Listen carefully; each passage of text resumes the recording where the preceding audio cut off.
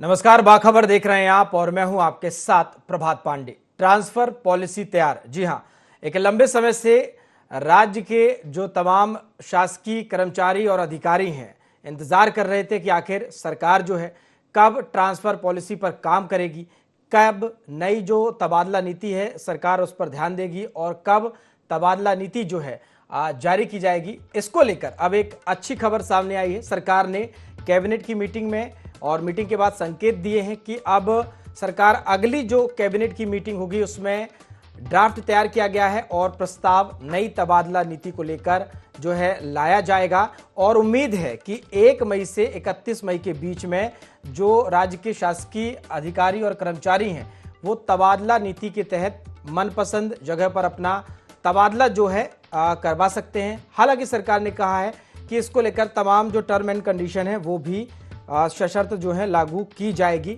और पूर्व मंत्री सज्जन सिंह वर्मा ने हालांकि इस पर सवाल उठा दिए हैं। हालांकि तबादला नीति मध्य प्रदेश में लगातार चर्चा का विषय है और राजनीति का उतना ही विषय बनी हुई है, क्योंकि सरकार इस ओर कह रही है कि पूरी तरह से पारदर्शिता के साथ इस तबादला नीति को लाया जाएगा ताकि कहीं कोई लूप होल ना हो। लेकिन इस पर विपक्ष जो है अब सवाल खड़े करता हुआ नजर आ रहा है। वो इसे एक तरह से ट्रांसफर उद्योग बता रहा है। पूर्व मंत्री सज्जन सिंह वर्मा ने तमाम बातें कही, उन्होंने इसे ट्रांसफर उद्योग कहा है और कहा है कि सरकार इसके जरिए कहीं ना कहीं पैसा कमाना चाहती है और तमाम तरह के आरोप उन्होंने जो गंभीर आरोप है वो लगाए हैं। इसी पर आज हम विस्तार से चर्चा करेंगे, लेकिन इससे पहले कुछ प्रतिक्रियाएं हैं इससे जुड़ी हुई, वो सुन लीजिए।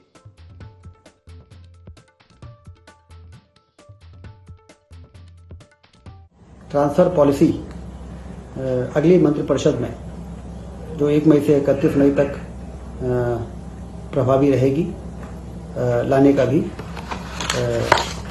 निर्णय मुख्यमंत्री जी ने निर्देश दिए। तो देखिए, ट्रांसफर पॉलिसी अब जल्द ही जो है सरकार जारी कर सकती है। ड्राफ्ट तैयार है और उम्मीद है कि 1 मई से 31 मई तक ये जो है जारी हो जाएगी और जो अधिकारी कर्मचारी हैं वो अपना ट्रांसफर करा सकते हैं। चर्चा करेंगे, हमारे साथ कुछ खास मेहमान जुड़ गए हैं। आपका परिचय करा देता हूं। हमारे साथ रमेश राठौर जी कर्मचारी नेता हैं, स्टूडियो से हमारे साथ जुड़ गए हैं। रमेश जी, स्वागत है आपका। साथ ही साथ नागेंद्र सिंह परमार जी राजनीतिक विश्लेषक हैं, वो भी हमारे साथ जुड़ गए हैं। नागेंद्र जी, आपका भी बहुत बहुत स्वागत है। चर्चा की शुरुआत रमेश जी आपके साथ ही कर रहा हूं, क्योंकि आप कर्मचारी नेता हैं और एक लंबे समय से कर्मचारी हो अधिकारी हो इंतजार कर रहे थे कि आखिर मध्य प्रदेश में राहत कब मिलेगी, ट्रांसफर को लेकर खासकर कब सरकार जो है ड्राफ्ट लाएगी, कब ट्रांसफर पॉलिसी लागू की जाएगी। और अब सरकार ने संकेत दे दिए हैं और उम्मीद है कि 1 मई से जो कर्मचारी हैं वो ट्रांसफर का जो फायदा है नीति के तहत उठा सकते हैं। जी, ये बहुत अच्छी सुखद खबर है सभी कर्मचारियों के लिए, क्योंकि पिछले 2-3 साल से ट्रांसफ़र पे बैन लगा हुआ था, ट्रांसफ़र पॉलिसी आई नहीं थी, ट्रांसफ़र हो नहीं रहे थे, जिसके कारण बहुत सारी जिनकी नई भर्तियां हुई हैं, चाहे वो शिक्षा विभाग हो, स्वास्थ्य विभाग हो, और बहुत सारी ऐसी हमारी महिलाएं हैं जो महिला कर्मचारी बहनें हैं जिनका कि शादियां हो गई हैं, नौकरी लग गई, शादी हो गई, अब शादी के बाद ससुराल जाना, लेकिन ट्रांसफ़र में बैन नहीं खुला, जिसके कारण कि उनके ट्रांसफ़र नहीं हो पा रहे थे। बहुत सी ऐसी हमारी नई बेटियां हैं जिनकी नौकरी तो लग गई, लेकिन वो अपना जिनका घर अलग है, नौकरी का स्थान कहीं बहुत दूर है। उनके माता पिता को बड़ी चिंता होती थी कि हमारी बेटी इतनी दूर नौकरी कर रही है, हमारे घर पे कब आएगी। बेटी को भी चिंता होती थी। आज का माहौल कुछ अभी आजकल देख रहे हैं, बहुत सारी स्थितियाँ ठीक नहीं चल रही परिस्थितियाँ, तो लड़कियों को भी चिंता होती थी कि हम अपने माँ बाप से दूर हैं, अकेले नौकरी पर जाना, कोई देखभाल करने वाला नहीं। तो ऐसी बहुत सारी परिस्थितियाँ जिनको लेके ये ट्रांसफ़र नीति का इंतजार था। बहुत सारे लोग हैं जो बहुत सारे बीमार हैं, जो बीमारियों की वजह से वो कहीं ऐसी जगह ट्रांसफ़र करवाना चाहते हैं जहां उन्हें अस्पताल या सुविधा, डॉक्टर की सुविधा हो या स्पेशलिस्ट की सुविधा हो। ऐसे बहुत सारे लोग थे। ये बहुत अच्छा सरकार ने संकेत दिया है और जल्द से जल्द इस नीति को लाया जाना चाहिए। हमारा कहना ये कि 1 मई से 31 मई तक बहुत कम समय है। ट्रांसफ़र का जो बैन है कम से कम 2 से 3 महीने खुलना चाहिए, क्योंकि अभी पॉलिसी आएगी, उसके बाद विभाग बनाएगा, विभाग तैयार करेगा। कई विभाग जो हैं इस पॉलिसी को लेके अपनी अलग से पॉलिसी बनाते हैं। जैसे स्वास्थ्य विभाग की अलग पॉलिसी होती है, शिक्षा विभाग की अलग होती है, राजस्व विभाग के जो पटवारी हैं, राजस्व विभाग उन पटवारियों के लिए अलग बनाता है, जब समान प्रशासन के आधार पे स्कूल शिक्षा विभाग अपने शिक्षकों के लिए अलग पॉलिसी बनाता है, ऐसे बहुत सारे विभाग हैं जिनको अपनी अलग अलग पॉलिसी बनानी पड़ती है। इसके लिए 1 महीना बहुत कम है, 3 महीने के लिए कम से कम खोलना चाहिए। मई, जून, जुलाई, ये 3 महीने ट्रांसफर होना चाहिए, क्योंकि देखा गया है कि अभी तो विभाग के लोग सूची तैयार नहीं कर पाते। सूची तैयार करने में ही 1 से 1.5 महीना लग जाता है। क्योंकि प्रक्रिया बड़ी पारदर्शी तरीके से की जाती है, इसलिए हर स्तर पे बड़ी लंबी देर तक फाइलें चलती हैं, जिसके कारण समय काफ़ी लगता है। तो ये 1 महीना ना काफ़ी है, 3 महीना होना चाहिए। और वैसे तो मेरा कहना है कि साल भर परिस्थितियों के आधार पर ट्रांसफर होते रहना चाहिए, क्योंकि कभी विभिन्न परिस्थितियों के अंदर ट्रांसफर स्थानांतरण की आवश्यकता होती है।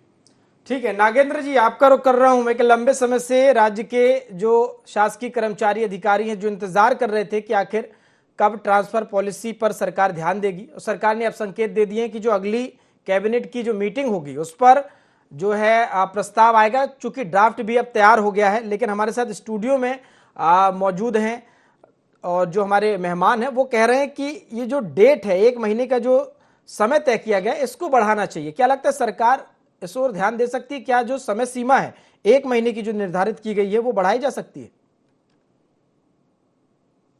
जी, होना तो शायद यही चाहिए कि मेरे जो को पैनलिस्ट हैं वो बिल्कुल ठीक कह रहे हैं कि क्योंकि एक लंबे समय 2.5 साल से ज्यादा का अरसा हो गया कि ट्रांसफर हुए नहीं है मध्य प्रदेश में, और ऐसे में जब ट्रांसफर पॉलिसी आ रही, ट्रांसफर खुल रहे हैं, तो समय 1 महीने से थोड़ा ज्यादा देना चाहिए। और मेरे को लगता है कि शायद सरकार इस पे ध्यान देगी। लेकिन प्रभात जी, मैं इसके साथ इस पे एक बात और करना चाहूंगा। देखिए, जब भी ट्रांसफर की बात आती है कर्मचारियों की, तो एक बात जरूर होती है, जैसा विपक्ष कह भी रहा है, कोई इसे उद्योग की संख्या देता है, कोई इसमें कहता है कि भाई इसमें धन का प्रभाव रहता है, कोई राजनीतिक प्रभाव की बात करता है। तो मैं बदलते वक्त के साथ एक बात का उल्लेख जरूर करना चाहूंगा इसके लिए तबादला के लिए। पिछले कुछ समय में, कुछ वर्षों में कुछ राज्यों ने इतनी पारदर्शी, इतनी सुदृढ़ और इतनी ट्रांसपेरेंट अपनी ट्रांसफर पॉलिसी बनाई है कि जिसमें कर्मचारी, न केवल कर्मचारियों को बल्कि विपक्ष को भी ये कहने का मौका नहीं मिलता कि ये एक तरह का उद्योग है या इसमें किसी तरह का लेन देन या एक राजनीतिक प्रभाव रहा है। मेरी नजर में कुछ राज्य हैं, जैसे हरियाणा का मैं उदाहरण आपको दे सकता हूँ कि उसमें पोर्टल बनाया गया विभिन्न विभागों का, और पोर्टल के साथ साथ उसमें काफी मतलब कि आपकी एकेडमिक क्वालिफिकेशन क्या है, आपका एक्सपीरियंस कितना है, अगर आप महिला है तो उसको कुछ अलग मार्क्स, उसको थोड़े से नंबर ज्यादा दिए गए हैं। इसके अलावा आपने अपने कितना कार्यकाल बिताया है नौकरी लगने के बाद में, तो आपने दूरस्थ क्षेत्र में मतलब कितनी दूरी तक आपने नौकरी करी है, आपका गृह जिला उससे आप कितने समय तक आप दूर रहे हैं, कहीं आप किसी बीमारी से तो पीड़ित नहीं है, कहीं किसी, जैसे मेरे को पैनलिस्ट ने बताया कि कोई हमारी महिला कर्मचारी, हमारी महिला बहन जो नौकरी लगी है उसके बाद उनका विवाह हो गया है, या ऐसा भी है कि वो पहले से विवाहित थी लेकिन पति का कहीं अन्यत्र दूर तबादला है, बहुत दूर, उनका तबादला कहीं अलग है। इन सब को लेके पोर्टल में वो सारी जानकारियां भर के और पूरी तरह से पारदर्शी तरह पे मेरिट बेस पे कि उनको जो अलग अलग चीजों के मैंने बताया जो नंबर दिए जाते हैं उसके बेस पे ऑटोमेटिकली उस पोर्टल से आपकी चॉइस बनती है। और उसमें बहुत अच्छी बातें ये भी रहती है कि अगर कोई उसमें पार्टिसिपेट नहीं करता है, उसमें ये आपको चॉइस के डिस्ट्रिक्ट लिखने होते हैं, अपने पसंदीदा सेंटर लिखने होते हैं, उसमें नंबर वाइज 1 2 3 4 5 6। अगर कोई उसमें नहीं पार्टिसिपेट करता है उसका मतलब उसे पूरे प्रदेश में कहीं भी तबादला दिया जा सकता है। ट्रांसफर एक ऐसी चीज है जो काम करने वाले कर्मचारियों के लिए बहुत जरूरी भी है, और कई बार उनका क्या होता है, काम करते करते कोई अपने गृह जिलों को लौटना चाहता है, किन्हीं कारणों से, कोई शिक्षा का कारण है, कभी बीमारी भी कारण आ जाती है, कभी और कुछ पारिवारिक परिस्थितियां भी कारण हो जाती है। तो ऐसे में ये पॉलिसी जितनी पारदर्शी हो, जितनी सरल हो, जितनी सुगम हो और जितनी कर्मचारियों के लिए अच्छी हो, उतना ही कर्मचारियों का भला होता है, कर्मचारियों का उत्साह बढ़ता है। अगर कर्मचारियों का उत्साह बढ़ता है तो निश्चित ही बात है कि उनके कामकाज में भी उसका असर नजर आता है, वो और बेहतरी से अपना कामकाज करते हैं और लगन और तल्लीनता से अपना काम करते हैं। तो सरकारों को इसका ध्यान दिया जाना चाहिए और निश्चित तौर पे समय भी थोड़ा और बढ़ाना चाहिए, और मुझे लगता भी कि शायद सरकार सोचेगी। बिल्कुल नागेंद्र जी, अगर देखा जाए तो विपक्ष हो या सरकार हो, लगातार इस पर पारदर्शिता की बात कहीं ना कहीं सुनाई पड़ रही है, पारदर्शिता की बात की जा रही। क्या जो पुरानी ड्राफ्ट था, पुरानी जो पॉलिसी जो 2021-22 में आई थी, उसमें कहीं कोई पारदर्शिता की कमी रह गई थी, जो इस बार सरकार कह रही है कि एक नए सिरे से ड्राफ्ट बनाया गया है, जो भी लूप होल रहे हैं ट्रांसफर पॉलिसी के, उसे इस बार दूर किया जाएगा? देखिए प्रभात जी, होता क्या है कि समय के अनुसार और कुछ अपडेट्स होते हैं चीजों की। मैं ये तो नहीं कहूंगा उसमें बहुत ज्यादा कुछ ऐसी कमी थी या करने के लिए, समय के साथ अपडेट होते हैं, समय के साथ चीजें बदलती हैं, तो उसके लिए और सरकारों का अच्छा है, लोकतंत्र में बहुत अच्छी बात है कि सरकार निरंतर प्रयास करती रहे, पारदर्शिता और पारदर्शिता रखी जाए, क्योंकि किसी भी लोकतंत्र में चुनी हुई सरकार के लिए उसके कामकाज का ढंग, उसकी पारदर्शिता बहुत महत्वपूर्ण है। यही मैसेज आखिर में अंत तक लोगों तक जाता है कि ये जो सरकार आपने चुनी है अपने मताधिकार से, ये आपके लिए कितनी सरलता से, सुगमता से, पारदर्शिता से काम करती है, कितने आपके कार्य करने के लिए प्रतिबद्ध है। ये मैसेज जाना ही तो लोकतंत्र में बहुत अच्छी बात है सरकारों का। इसी से ठीक सरकार है। का मूल्यांकन करते हैं लोग, वो कर्मचारी हो, कुछ भी हो, मतदाता हो। तो ये पारदर्शिता के लिए तो, और समय के अनुसार बदलती भी रहती है चीजें, तो उनका अवलोकन भी होना चाहिए, उनका मूल्यांकन भी होना चाहिए, और कोई गुंजाइश बचती है तो उसे अगली बार सुधार करना जाना चाहिए। मैं इसे इस तरह से देखता हूं।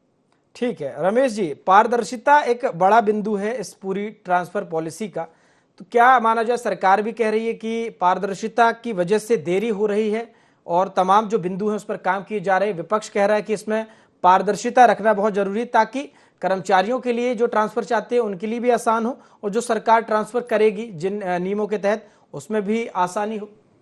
देखिए, परिस्थितियों के अनुसार हर साल देश काल परिस्थितियों के अनुसार पॉलिसियां बदलती रही हैं। पहले ऑफलाइन होती थी जब कोई साधन नहीं थे, अब बहुत सारी चीज़ें ऑनलाइन होने लगी। ऑनलाइन में भी कई पैरामीटर लागू किए गए हैं जिसके कारण पारदर्शिता रहती है, लेकिन उसके बाद भी कहीं ना कहीं यदि कुछ होता है तो पॉलिसियों में बदलाव होता है। ये अनादिकाल से चला आ रहा है। वो पॉलिसियों पे, नीतियों पे, ये लोकतंत्र है, इस पर सवाल उठाते भी हैं और सवालों के जवाब दिए भी जाते हैं। वो पारदर्शिता भी बनी रहती है और प्रशासनिक और स्वैच्छिक स्थानांतरण दोनों तरीके से स्थानांतरण किए जाते हैं। तो ये मुद्दा नहीं है कि पारदर्शिता के साथ की जाए, मुद्दा ये है पारदर्शिता भी हो और ट्रांसफर भी हो, क्योंकि कर्मचारी ट्रांसफर चाहता है। वो ट्रांसफर में अपने स्वैच्छिक और प्रशासनिक दोनों तरीके के होते हैं। तो मेरे ख्याल से जहाँ तक मैं समझता हूँ कि हर शासन काल में पारदर्शिता तो बनी रही है और पारदर्शी तरीके से ही स्थानांतरण किए जाते रहे हैं। ठीक है रमेश जी, एक सवाल देरी को लेकर भी है, क्योंकि एक काफी समय से आप लोग मांग कर रहे हैं, जो कर्मचारी हैं, अधिकारी इंतजार कर रहे हैं। 3 साल लगभग हो चुके हैं जो पुरानी तबादला नीति है जो जारी हुई थी। क्या लग रहा है कि क्या कारण आखिर रहे जो इतना समय लग गया, इंतजार करना पड़ रहा है कर्मचारियों अधिकारियों को? कोरोना भी हमने देखा 2021-22 में जब ये इसके पहले जब पॉलिसी आई थी, इसके बाद चुनाव हुए विधानसभा लोकसभा, क्या ये कारण है या कोई और कारण भी नजर आ रहे हैं? निश्चित ही ये जो आपने कारण बताए हैं कि पहले तो चुनाव होने वाले थे, इस कारण कि अब चुनाव आने वाले हैं सर पे, इसलिए कोई स्थानांतरण नहीं किए जाए, शासन ने ये फैसला लिया। क्योंकि हो सकता है कहीं ना कहीं चुनाव उससे प्रभावित होते, बहुत सारे उसमें बहुत सारे लोग नाराज होते जिनका स्थानांतरण नहीं हो पाता, बहुत सारे कहीं गलत जगह हो जाते या जहाँ चाहते थे वहाँ नहीं हो पाते, बहुत सारे हो जाते जिससे कि नाराजगी होती। इसकी वजह से पहले साल नहीं किए गए, फिर दूसरे साल सरकार चुन के आई, फिर नगर निगम चुनाव, इस तरह से लगातार चुनाव आते गए। इस कारण से ये विलम्ब हुआ है। और विलम्ब हुआ तो, लेकिन अब यदि किया गया है तो इसमें बहुत सारे लोग जिनको स्थानांतरण चाहिए, और अभी पिछले 3 सालों में लगभग 30-40 हज़ार नई भर्तियाँ हुई हैं। तो उन 3 सालों के अंदर चुनावी व्यवस्था, इसलिए भर्तियाँ भी हुई और लगातार हो रही हैं। तो उन नए लोगों को भी स्थानांतरण की आवश्यकता है, पुराने लोगों की भी आवश्यकता है। तो इस समय के जैसे पहले भी स्थानांतरण होते गए हैं, तो जैसे पहले 1 महीने के लिए होते थे, फिर उसे धीरे धीरे 15 दिन के लिए, फिर 15 दिन के लिए बढ़ा दिए जाते थे। तो निश्चित इस बार ट्रांसफर की संख्या ज़्यादा है, तो कम से कम 2 से 3 महीने तो लगेंगे पूरी प्रक्रिया करने के अंदर, इसलिए समय भी इसका बढ़ाया जाना चाहिए।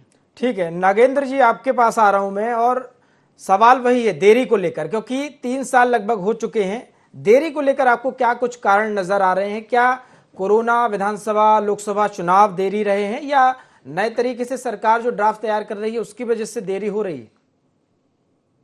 नहीं, मैं आपके मेरे को पहले ने जो कहा मैं उसकी बात से सहमत हूँ कि जो देरी हुई है, देरी के मुख्य कारण जो आपने बताए और मेरे को पैनलिस्ट ने बताए, वो बिल्कुल ठीक है कि उन सारी बातों का था, उसके बीच में चुनाव भी है। फिर कई बार ये भी होता है ना कि देश काल और समय की परिस्थिति के हिसाब से नीतियां बनती है, तो एक आपको अगर सुदृढ़ और पारदर्शी नीति बनानी है और एक ऐसी कर्मचारी हितैषी नीति मतलब बनानी है जो लगे भी कि पूरी तरह पारदर्शी है, कर्मचारी हितैषी भी है और प्रभावी भी है, तो थोड़ा सा उसमें भी समय लगता है। और सरकार को आने के बाद, स्थिर होने के बाद मंत्री आते हैं, उनको कामकाज और चीजों को सब कुछ समझना भी होता है और अपने विभागों को उनको भी देखना होता है, तो थोड़ा सा ये सारे ही उसमें कारण है जिसकी वजह से थोड़ी सा ये डिले हुआ है। लेकिन चलिए, अब तो मतलब वो आए, देर आए दुरुस्त आए कि अब कर्मचारियों के तबादले होने के लिए सरकार ने बता ही दिया और तबादले होंगे। इसी से जुड़ा मेरा सवाल है नागेंद्र जी कि अभी सरकार कह रही कि जो अगली कैबिनेट मीटिंग होगी उस पर प्रस्ताव लाया जाएगा। 1 मई की जो डेट दी है कि 1 मई से तबादले हो सकेंगे, वो शुरू हो जाएंगे या अभी भी सस्पेंस है? नहीं, अगर आप मेरी निजी राय तो ले, तो मेरे हिसाब से कि अब जल्दी सरकार तबादले की प्रक्रिया को पूरा करना ही चाहती है, क्योंकि ऑलरेडी देर तो जितनी थी वो हो गई है।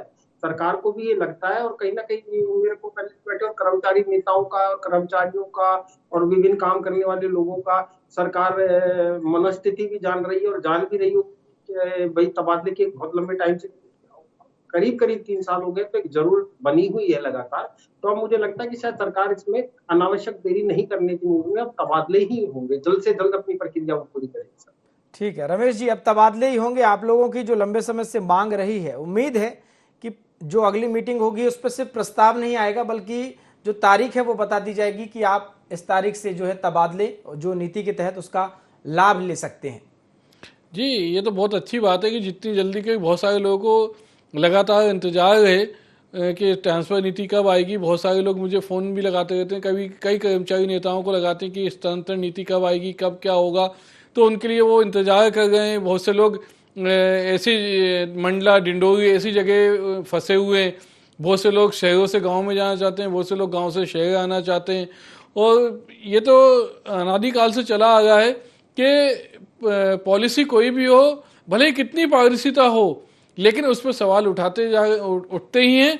लेकिन उन सुलगते हुए सवालों को दरकिनार करते हुए स्थानांतरण नीति लाई जानी चाहिए और कर्मचारियों को जो लंबे समय से इंतजार कर रहे हैं उनको इसमें सहायता मिलनी चाहिए और उनको रिलीफ मिलनी चाहिए।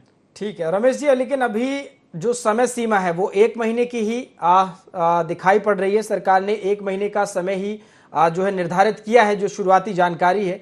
लेकिन आप लगातार मांग कर रहे हैं कि इसकी समय सीमा बढ़ाई जानी चाहिए। लेकिन अगर समय सीमा नहीं बढ़ाई जाती तो क्या जो कर्मचारी प्रतिनिधि हैं, आप लोग हैं, क्या सरकार से मांग करेंगे, क्या जाकर मिलेंगे और जो परेशानी है उनको बताएंगे? जी बिल्कुल, हम समय समय पे ज्ञापन भी देते गए हैं और उसके बाद जब ट्रांसफर मेरे ख्याल से यदि 54 विभाग हैं, 54 विभागों में से 1 महीने के अंदर केवल 3 से 4 विभाग ही पॉलिसी को अपना पाते हैं और ट्रांसफर कर पाते हैं। लेकिन उसके बाद 50 विभाग ऐसे हैं जिनकी स्थानांतरण की जो लिस्ट है, सूची है, पाइपलाइन में रहती है।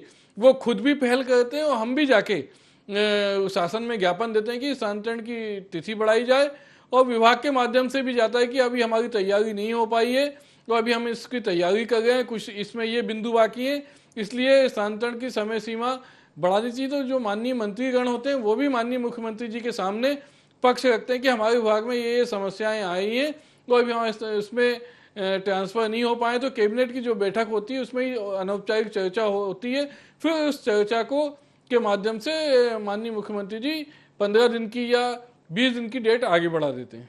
ठीक है रमेश जी, लेकिन चूंकि देखा जाए तो कि लंबे समय से ट्रांसफर पॉलिसी पर रोक लगी हुई है और ऐसे में अगर ये पॉलिसी चालू होती है, जो लागू किया जाता है इसे नए सिरे से, कहीं ना कहीं भारी संख्या में अधिकारी कर्मचारी ट्रांसफर चाहते हैं, लेकिन ये संभव ही नहीं है क्योंकि एक विभाग में निश्चित ही जो अधिकारी कर्मचारी हैं उन्हें निश्चित संख्या में ही ट्रांसफर दिया जाएगा।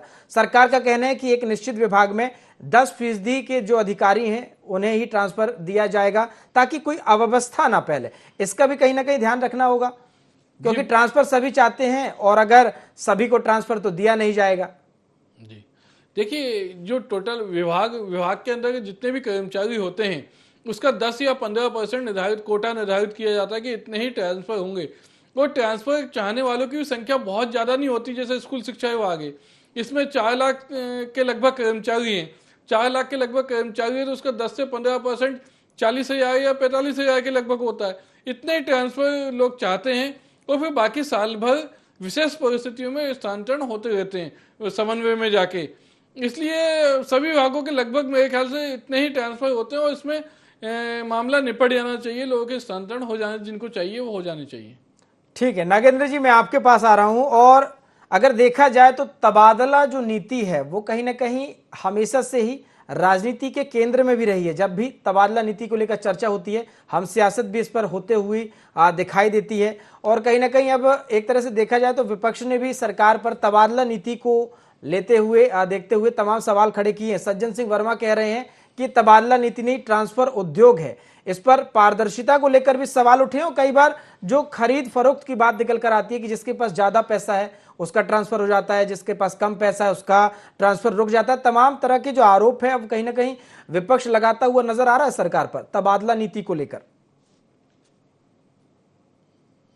जी प्रभात जी, देखिए राजनीतिक दलों का काम ही राजनीति करना होता है और मुख्य रूप से विपक्षी दल है तो विपक्षी दल का तो कहना ही होता है। और एक वो फिल्म का एक बहुत प्रसिद्ध एक गाना भी तो है ना कि कुछ तो लोग कहेंगे लोगों का काम है कहना।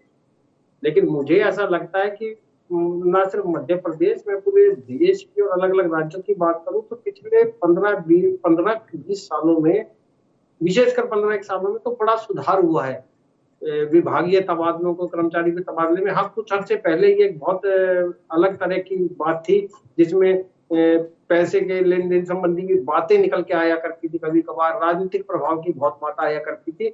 लेकिन अब बदलते दौर में, मतलब आप बदलते दौर का प्रभाव मानिए और चीजें मानिए कि और सरकार भी लोकतंत्र में जिस तरीके से समय समय पर बदलाव होते हैं, सुझाव और नीतियां अपनाई जाती हैं, तो अब काफी हद तक प्रभाव ये पारदर्शी ही होती है इसमें करने के लिए। इसमें सिर्फ मुख्य रूप से ये देखा जाता है कि किस कर्मचारी की क्या जरूरत है, क्या उचित मांग है, क्या वो जरूरत के बेस पे, पैरिटी के बेस पे ही सारी चीजें करी जाती है। बाकी विपक्षी राजनीतिक दल का तो काम ही ये कहना है, और कहीं कभार गुंजाइश भी बचती होगी तो हो सकता है कि थोड़ा बहुत कोई इस तरह की कोई मामले आते हो। लेकिन मुख्य रूप से मैं मानता हूँ कि शायद अब सरकारों में वो दौर नहीं बचा है कि जहां इस तरह की इधर उधर की बातें होती है। अब तो पारदर्शी ही तरीके से मुख्य तौर पे होती है तबादले जो होते हैं। ठीक है हाँ, ये रमेश बात जी, अलग है कि देखो सबको संतुष्ट नहीं है ना, सबके तबादले की मांग जब खुलती है तबादला नीति तो बहुत सारे कर्मचारी ये चाहते हैं, लेकिन क्योंकि व्यवस्था ऐसी है कि इतने ही प्रतिशत तबादले होंगे करेंगे तो कुछ लोगों की तो नाराजगी रह जानी स्वाभाविक भी है क्या करने के लिए। तो कुछ असंतोष भरे स्वर, कुछ बातें तो उठती हैं, लेकिन मुख्य तौर पे ये पारदर्शिता ही होती है, ठीक मेरा है मानना है। रमेश जी, तबादला नीति तो आ रही है लेकिन इस पर राजनीति भी जारी है। कहीं ना कहीं अब जो विपक्ष है वो सरकार पर पारदर्शिता, खरीद फरोख्त के साथ साथ तमाम तरह के आरोपों का जो सिलसिला है वो भी शुरू हो गया है। सज्जन सिंह वर्मा कह रहे हैं कि ये ट्रांसफर उद्योग है सरकार का। देखिए, ये जब से विभागों में स्थानांतरण होते हैं तो चाहे कोई पक्ष वाला हो या विपक्ष वाला, तो ये एक तरह से एक कहना चाहिए कहावत हो गई, एक तरह से ये प्रचलित वाक्य हो गया है कि तबादला उद्योग, क्योंकि पारदर्शिता तरीके से सारी चीजें होती हैं तो पक्ष वाले जब विपक्ष में बैठते हैं तब वो भी यही काम करते हैं, और जो विपक्ष वाले पक्ष में बैठ जाते हैं, सत्ता में आ जाते हैं तो भी वो यही काम करते हैं और यही कहते हैं। तो ये तो राजनीतिक बातें हैं। चूंकि हम लोग कर्मचारी संगठन मर्यादा में रहते हैं और कर्मचारियों की एक मर्यादा होती है, उसके तहत ही हमें सारी चीजें करनी होती हैं। तो ये सारी परिस्थितियां होती हैं, चलती हैं, लोग बोलते हैं, राजनीतिक बातें हैं, लेकिन बहरहाल कर्मचारियों को तबादला नीति चाहिए और कर्मचारियों के तबादले होने रमेश जी, चाहिए। विपक्ष कह रहा है कि तबादला नीति जारी होती है लेकिन जो लूप होल है कहीं ना कहीं कि जो खरीद फरोख्त के आरोप विपक्ष लगा रहा है कि एक्चुअल में जिसे जरूरत है ट्रांसफर की उसका ट्रांसफर नहीं हो पाता, जिसके पास पैसा है उसका ट्रांसफर आसानी से हो जाता है और जो जिसको जरूरत है वो वंचित रह जाता है। देखिए क्या है कि जैसे जब भी स्थानांतरण होते हैं तो बहुत सारे आवश्यक ट्रांसफर भी होते हैं, बहुत सारे सभी लोग आवेदन देते हैं, इसमें बहुत सारे लोग छूट जाते हैं, बहुत सारे लोगों के नहीं हो पाते, बहुत सारी परिस्थितियां कुछ अलग अलग टाइप की होती हैं, किसी के डॉक्यूमेंट कंप्लीट नहीं होते, किसी की वो जो स्थानांतरण के अंदर पॉलिसी नीति बनाई गई है उस नीति के अंदर के नहीं आते, कुछ लोग छूट जाते हैं और बहुत सारे लोगों के हो जाते हैं। तो ये सारी चीजें बातें हैं और ये जब तक कोई चीज होगी नहीं तब तक हम उसमें कमियां निकालेंगे कैसे ठीक है। और कमियों को दूर करेंगे कैसे। तो मैं शासन का काम है कमियों को दूर करना और कमियां धीरे धीरे ऐसे ही करके दूर होती है। आपने देखा होगा कि पहले मोबाइल के अंदर टीवी के अंदर बड़ी बड़ी टीवी होती थी, फिर धीरे धीरे उसमें सुधार होते गए, छोटी टीवी हो गई, मोबाइल आ गए, सारी चीज। तो समय के साथ सारी चीजें ठीक हो जाती हैं और उसके अनुसार उसमें सुधार होता रहता है और सुधार की गुंजाइश होती है। ठीक है, अंतिम कमेंट आपसे नागेंद्र जी लेना चाहूंगा, क्योंकि तबादला नीति जो है वो सिर्फ अधिकारी कर्मचारियों की मांग के अनुरूप उनकी बेहतरी के लिए नहीं है। कहीं ना कहीं इससे अगर देखा जाए तो एक जो संगठनात्मक ढांचा जो है, लोकतांत्रिक जो प्रक्रिया है वो भी इससे मजबूत होती है, क्योंकि लंबे समय तक अगर अधिकारी कर्मचारी कहीं पर रहता है तो वो भी लोकतंत्र के लिए और संगठन के लिए ठीक नहीं है। जी जी बिल्कुल, एक अधिकारी का बहुत लंबे समय तक रहना एक अलग तरह का प्रभाव छोड़ता है। इसके अलावा समय काल की परिस्थिति के अनुसार भी ट्रांसफर उस जगह से उसका तबादला होना आवश्यक हो जाता है। जी। पारिवारिक परिस्थितियां हैं, घरेलू परिस्थितियां हैं, कई बार काम करने की परिस्थितियां इस तरह की हो जाती है कि उनके बदलाव की जरूरत होती है और बहुत सारी आवश्यकताएं होती है। जी बिल्कुल, कई बार परिस्थितियां ऐसी हो जाती हैं, बहुत सारे बदलाव ऐसे होते हैं कि इस तरह की जो प्रक्रिया है इसकी जरूरत पड़ती है। फिलहाल वक्त की कमी है, इसलिए मुझे चर्चा को यहीं समाप्त करना होगा। आप दोनों मेहमानों का जुड़ने के लिए शुक्रिया। तो देखिए, तबादला जो पॉलिसी है वो अब जल्द ही देखने को मिलेगी। सरकार ने इस कैबिनेट मीटिंग के बाद जानकारी दी है कि ड्राफ्ट तैयार है और अगली जो कैबिनेट की मीटिंग होगी उस पर तबादला नीति में मोहर लग जाएगी, प्रस्ताव आएगा और उम्मीद है कि 1 मई से 31 मई तक जो तबादले का फायदा है शासकीय जो कर्मचारी अधिकारी हैं वो उठा सकते हैं। देखना होगा कि जब अगली कैबिनेट की मीटिंग होगी कि उसमें क्या कुछ तबादला नीति में निकलकर सामने आता है। फिलहाल बाखबर में इतना ही। देखते रहिए IND 24। नमस्कार।